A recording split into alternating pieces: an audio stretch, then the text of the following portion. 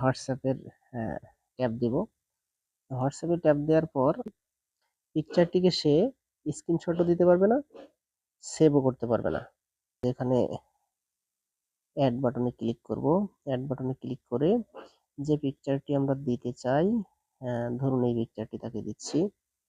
তো এখানে দেখুন সাইটে, এখানে দেখুন 1 লেখা আছে, তো আমরা 1 এ ট্যাপ দিব। সেন্ডে চলে যাব, এখানে সেন্ড, এখানে ক্লিক করব।